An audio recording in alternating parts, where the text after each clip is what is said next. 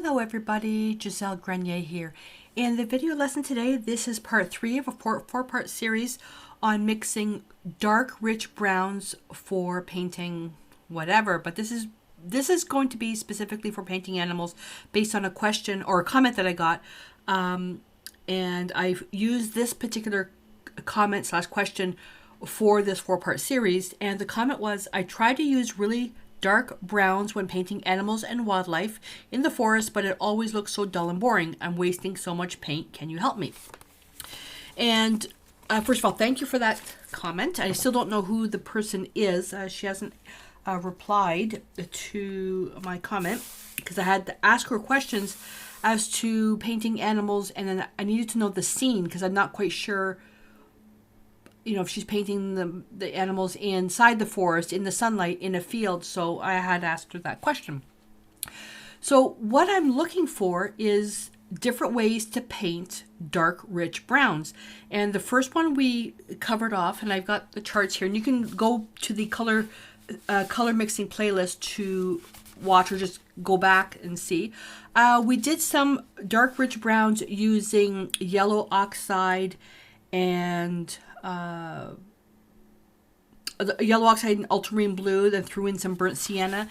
Then we did, oh yeah, that's here. And then one was with the traditions, which was a professional paint, and the other one was the fluid acrylics, which is a professional more transparent paint. Then we did part 2, which was dark rich browns using a DIY cerulean blue with burnt sienna. Now, part 3 is going to be using actual cerulean blue, but I'm introducing different browns. And sometimes when you use brown right out of the bottle, they're dull. They're kind of flat. So by creating a chromatic black, which is black with color, and then shifting them, you get those dark, rich colors, and that's what we're going to be doing today. Now, I'm using cerulean blue because for this particular lesson, because cerulean blue is, unfortunately, it's a very expensive pigment in general. And I said this in the last video that I have a tube of oil paint of cerulean blue that cost me $75. I prefer making my own cerulean blue with phthalo blue, a little bit of phthalo green, and white. And those 3 paints together, added together, is $75. So it's a lot more economical using the phthalo colors. But cerulean blue is a nice color to use when painting portraits to ruddy down the skin, because it has a very weak tinting strength, not in a bad way. It's just the nature of the pigment. So I thought, well, why don't we try to see if we can make a dark rich brown using cerulean blue. And the thing with the cerulean blue, on paper, it looks really nice, but when you add white to it, it doesn't go very far. Same with ultramarine blue. When you add white to ultramarine blue, it doesn't go very far. So what I did, as I explained in the last video as well, is I used the Traditions gesso, white gesso, to put a layer of gesso on my cheap old sketching paper. That's to prevent the paint from staining the paper, which does affect color mixing. Now, I'm using the fluid acrylics because I don't have any of the cerulean blue in the Traditions. But my white has dried out, so I'm using the chalky gesso, which is very fluid, as my white instead. I don't need that. Put that away. All right, so I did the gesso, I explained that. I explained the chalky gesso, explained that, get out of the way, and I've got my colors. All right, so the fluid acrylics, cerulean blue, burnt sienna, burnt umber, and raw umber. Now, these are all single pigment colors. PB35, I believe, PB35, yeah, and it's semi-transparent. PBR7, now it says semi-transparent, whereas in the Traditions, the burnt sienna is opaque, but because it's a fluid acrylic, it's semi-transparent. Now, the burnt umber is PBR7 again. They say also opaque. It's not really. It's more semi-transparent.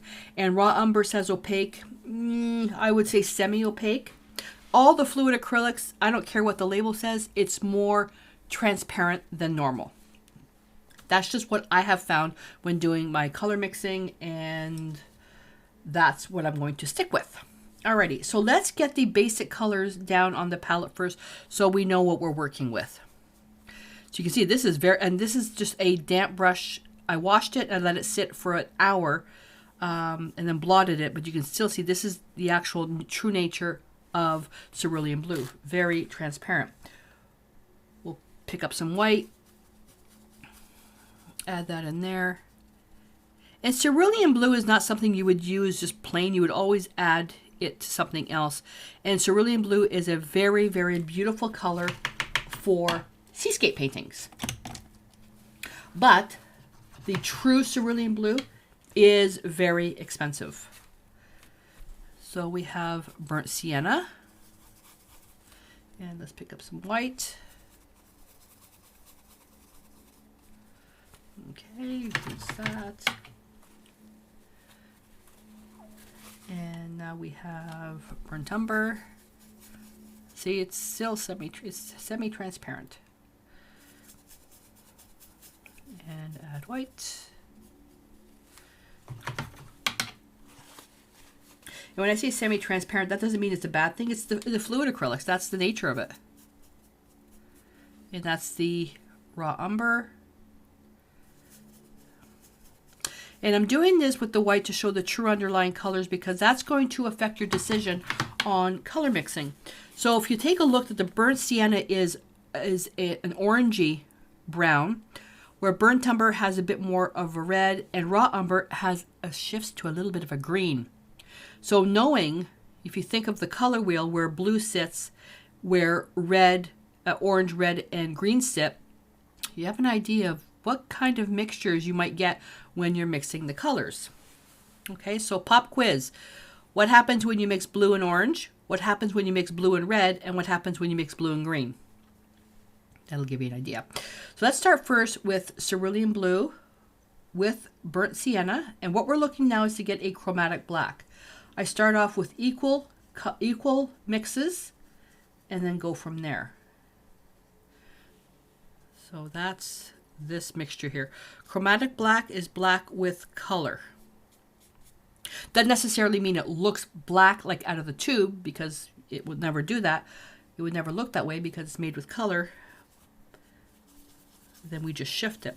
So what I end up with here is a weak chromatic black, and by adding the white paint, I see that it's a black that it's a kind of a, well, with the white, it's kind of a gray. If you see this shine there, well, on the monitor here it looks green. It's not green. It looks like it has a tint of green, but not as intense as in the monitor. So I don't know what it's going to look like in the video you're watching.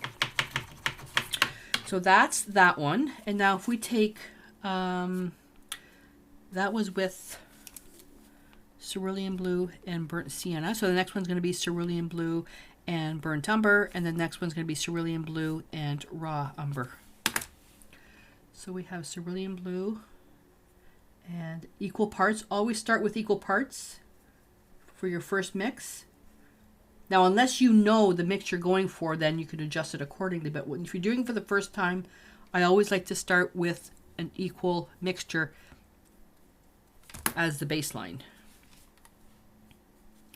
And then I'm going to add white.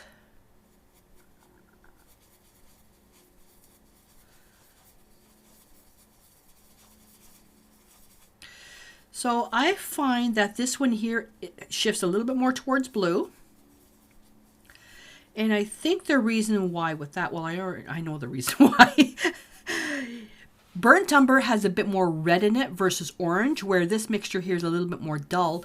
This mixture here is a little bit more rich because burnt umber has a bit more red in it. Okay. And then if we now take Cerulean Blue with raw umber, this one's going to be interesting. I think I need to put a bit more raw umber in there. Or do I? There we go. Now this is an interesting mixture.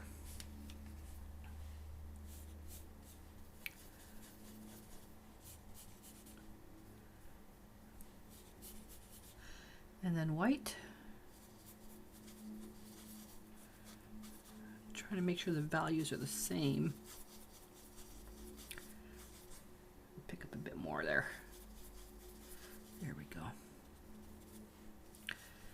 So this one here looks like it leans a little bit more, even more towards the blue, and which is really interesting. Put that in the garbage. Which is really interesting because Raw Umber, the Raw Umber that I have here, it looks like it has a speck of green. It kind of shifts a little bit more towards green, but you can see very different mixtures. This one here especially looks more blue, but you've got some nice tones here for a rich brown. Not so much this one here as it is right now. So once you've done your mixtures half and half, my mouth is rented, then you can decide how you want to manipulate them even more. You'll never get the mix perfect on, the first shot. So let's take this one here, the Cerulean Blue and Raw Umber. Well, I know that this is going to be the darkest one for sure, because even just by nature, with the browns, Raw Umber is the darkest one. Well, if I want to get something a bit more rich than that, logic dictates, add more brown to it. I don't want it to be pure brown. I also have to be careful not to get any of that white in there. Let me just make a bit of a mix here. So logic dictates, you want to make it more brown, then add more brown to it, but I don't want it to be pure brown. I still want to have some of that blue in there because I want to make it a rich brown. Because Raw Umber by nature is also very dull. Oh, there we go. Look at that.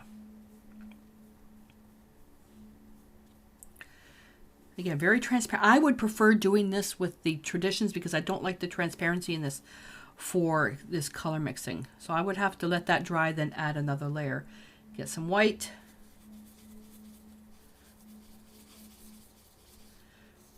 There we go. Look at that.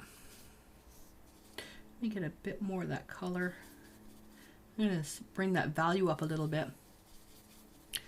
That is a really nice tone for a chromatic black. I really like that. It's closer to this, isn't it? Right here, by adding more brown to it. So by creating that dark, rich brown, if I had to pick them, my favorite, to be honest with you, I think is the Cerulean Blue with the Raw Umber. But you saw how much paint I had to use with the Cerulean Blue, right? To get that. If I were to do this with the Phthalo Blue, it wouldn't need even, you know what? Let's do that. Let's do that. Oh, I can't reach. I can't reach. And so I want to try to make a DIY. We need, oh, come on. Oh, we need the Phthalo, we need, not Phthalo green. Yes, we do. Phthalo green on the blue side. Okay. Let's do this. I am overwhelmed in a good way about the comments that I'm getting for you guys through my website about you're really interested in the color mixing. I didn't think I would be getting such a good response on it. And I think that's because right now, depending on when you're watching this, we're starting the second year of the flipping pandemic. A lot of you are at home with, you have the time to learn new skills. And and this is what really surprised me, what I found is a lot of you have done art that was more recreational or hobby. As you start really refining your skills, a lot of you are more interested in actually pursuing this to make some money out of it, which is amazing. I'm so happy for you guys, and I want to cheer you on to do that. Please do if it makes you happy, do it. And a lot of you have expressed that interest in the color mixing because you refine your skills. So I am so grateful that you guys are reaching out for help with this, for the color mixing, and for basically help on how to make money with art, with having a YouTube channel and all that stuff. So again, if there's something specific you guys are looking for, go to artplace.ca, send me a comment, click the comment, send me a message, and ask away. I read every single email that comes through on the website. YouTube channel comments and Facebook comments, especially Facebook, not so much, but with YouTube, it's not it's hard to have a proper conversation because the comments are public. So I get a lot better feedback when we work with email. Okay. Now I'm going to make a DIY phthalo blue, a cerulean blue, and this is my favorite method of doing it. And you can see you don't need a lot of paint to do this. You don't need a lot of blue. So I've got my color here. I'm going to put a little bit of green in here. Oop, too much green. Get back with some blue. Now with the DIY cerulean blue that I make, it has white in it. Now cerulean blue doesn't have white, the actual cerulean blue. So when you're making it, I always start with white because I never use this mixture raw, but I do this with white first just to get an idea as to my mixture. So this is the color I'm working with, but look how beautifully opaque that is now. Isn't that nice? So I have an idea now of what I had to use, how much blue and how much green in order to get this. So it gives me an idea. And normally I mix the colors and then add white to see the true underlying color. But when I'm working with a DIY cerulean blue, because just the wrong amount of green can just make it wrong, that's why I do this mix first. Take a mental note how much of these I had to use. And then what I'll do now is I'll come over here and I'll make up another batch. A bit more than that. It was 1 part of phthalo blue, and then I would say a 1/4 part of phthalo green. So with this here, now we've got this mixture. Look how strong that is. Compare it to this. Very strong. In order to lighten it to this, we'd have to add white, obviously. So with this here now, let's work with burnt sienna. I'll mix it right here. So it's a dirty brush with burnt sienna. Okay, don't do as I do. Mix it on the palette and then come over here. I just was lazy. I can see right off the bat, this looks green. It's a surprise. Look at that. Look at that. That is bizarre. So even though I mixed it here, I ended up adding a little bit too much green to it. Not a heck of a lot, just a little bit. So, so how do we fix that? Well, take a speck of the blue and bring it in there. There we go. There we go. So we would be comparing now. Does this mean now that the mixture was even less of the blue, but look how strong it is. So we're comparing it to these two now. Look how strong that is. So that shows how weak of tinting strength that the cerulean blue has. Again, not a bad thing. That's just the property of the paint. So by using a DIY, I now know, okay, I need to add more.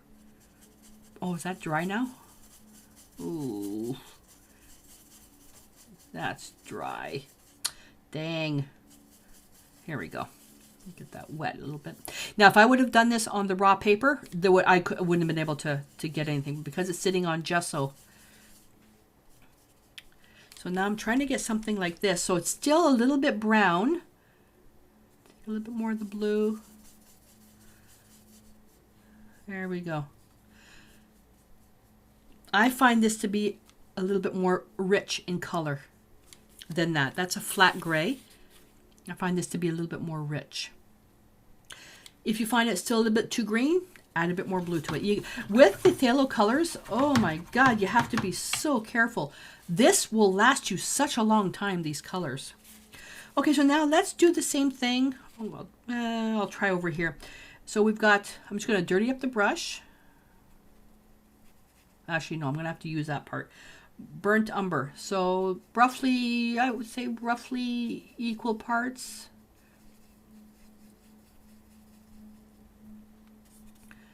Come in here. I automatically see green again.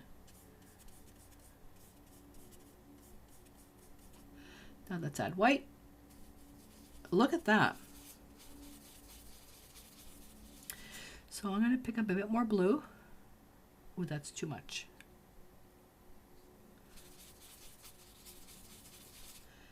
Whoops.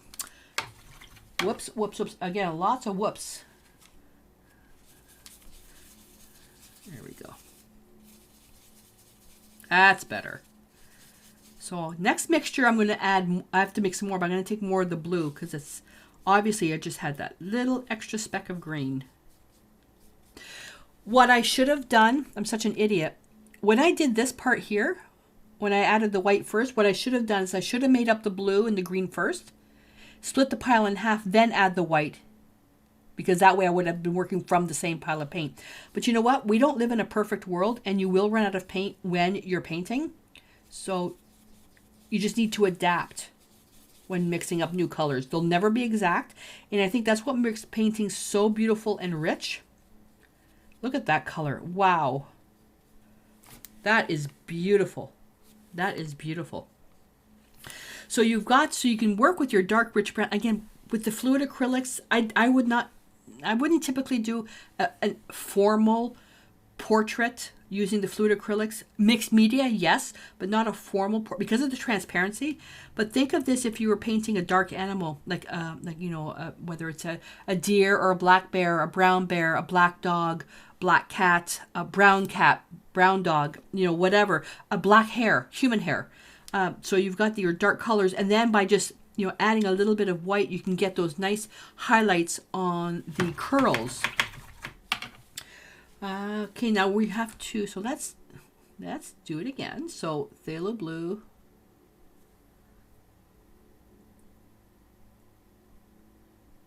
Okay, so we're gonna have a little speck of the green, not too much. And then raw umber. Let's be surprised. Now, raw umber, remember, raw umber leans... Where am I going to do this? Raw umber leans towards green right off the bat.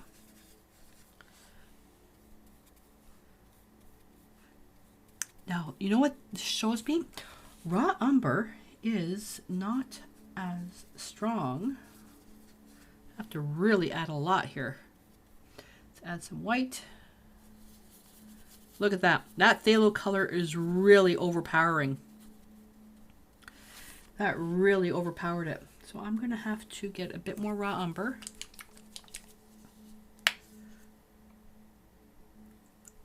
Again, if you have a choice, if you've got if you've got fluid acrylics and you've got, now this has white in it, but right off the bat, that's fine. If you've got fluid acrylics, I would prefer if you also have tube acrylics, use your tubes. That way you won't have to fight with the transparency.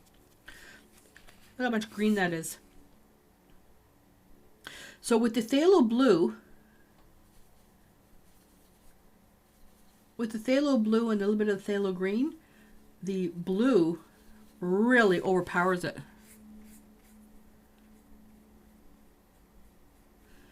And then add some white.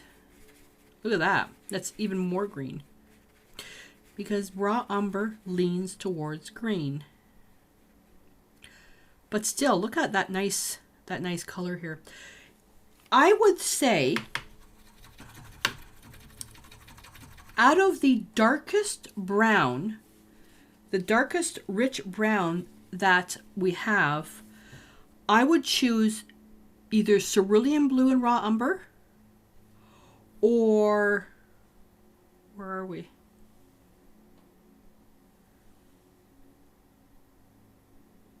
Which one's this one? Cerulean blue, raw umber. I lost my spot. This one here. This would have been burnt umber, I think. This would have been, no, this is the I think the DIY. Oh crap, I don't know where I am. This one here. I'd have to rewind the video to find out which one this one is, but this is a really nice one right here. This is a really, really pretty one.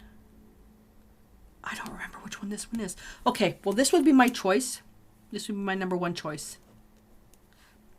And then my number 2 choice, I think, would be this one. And then my number 3 choice for strength would be this one here, 4. Oops, 3. Can't count. So I like, and the only reason why I didn't make this one my first choice is that this one here was too much on the green side, where I like this neutral color right here. So that's the only reason why I didn't make, and that I could have got by just shifting the colors a little bit more. Okay. So, yeah, I don't know what that is. You guys are probably saying, it's this. But anyway, so now you have an idea of different ways that you can play with the colors by just choosing which particular blue that you're using. Now, I did it with a DIY Cerulean Blue. Could you imagine the different colors you can make now by just taking Phthalo Blue with these colors, or just Phthalo Green with these colors? You know, and instead of just using browns, take the Phthalo Blue with an orange. Take the Phthalo Green with a red. That's going to be coming up, just to get even deeper reds. Oh, pop quiz. What's the darkest chromatic black that you can get using my limited palette? And if you're new to my channel, you're going, huh? Well, I'm not going to give you the answer, but the darkest chromatic black using my limited palette, and you can go to the, if you're on YouTube, you can go to the playlists to look for the color mixing for the limited palette. Then you can see what colors I'm using. If you're watching this on Facebook, in the Facebook group, go to the courses area. I've got the same video in there in the courses. And if you're watching this on my Facebook page, you're gonna have to find it, because Facebook pages, they don't organize anything properly. So, but better is on the YouTube channel. Alrighty, so that's that. Now the fourth, let me think. The fourth video on this, I'm going to be changing around a little bit how I'm going to be using the final colors to get this dark rich brown. So again, if there's something specific you're looking for, whether it's for color mixing or the idea because of the pandemic, you know, if you guys are looking to learn how to make some money with your art, you know, go to the website, artplace.ca, click contact and send me the message there. And if you're looking for the color mixing stuff, try to be as specific as possible, just so I know exactly what you're looking for. So if you're saying, well, I'm trying to paint a flower and the colors are wrong, that doesn't give me any information. Just tell me as much information as possible so I can give you the best help that I can. Alrighty, so that's it, you guys. So stay tuned for part 4, and until I see you in that video, stay inspired.